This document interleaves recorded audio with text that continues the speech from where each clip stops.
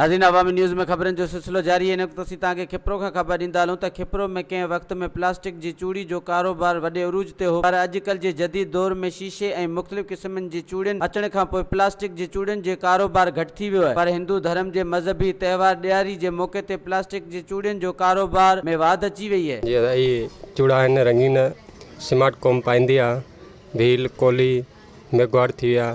हींअर कानूड़ ईद हले पई, इन्हनि जी भीलनि जी जेका आहे ॾियारी आहे, इन ते भील कोली पाईंदा आहिनि। ऐं हुन खां पोइ शादी ते हलंदो आहे अच्छी पट्टी में वधीक हले थो, ऑस्ट्रेलिया चूड़ो नालो अथसि। हींअर जेको आहे ॾियारी जे करे वधीक रश आहे, मारवाड़ी क़ौम पाए थी ऐं कोली जेको आहे कानूड़े ते पाईंदा। हींअर हिन जे करे ॾियारी लॻी पई आहे हिननि जी हिंदुअनि जी, हीअ जेको आहे हिन जे करे रश लॻी पई आहे। अच्छा ये दिहाड़ी आए थी हर साल मना बेल अपना चूड़ा पहरा था। चूड़ा में साऊ कलर है, अच्छो कलर है, गारो कलर है, अच्छो वधी कलर अच्छो ये कि असां पुणा बुज़ुर्ग अच्छो चूड़ो पहरा था। ये वजह का आम ॾींहं उन हाणे ॾियारी 3 ॾींहं रहे धंधो स्टार्ट थिए थो।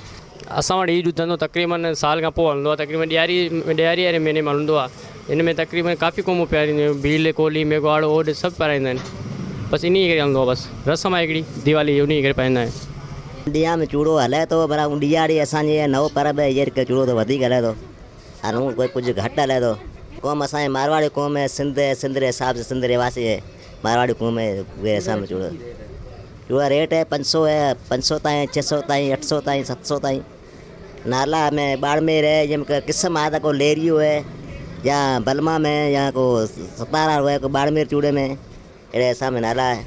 वधीक बाड़मेर हले थो, बाड़मेर भी हले थो, ऐं नंढे खंजा कोली क़ौम रेट अलॻि है, उहे असां अलॻि हले थो। हाँ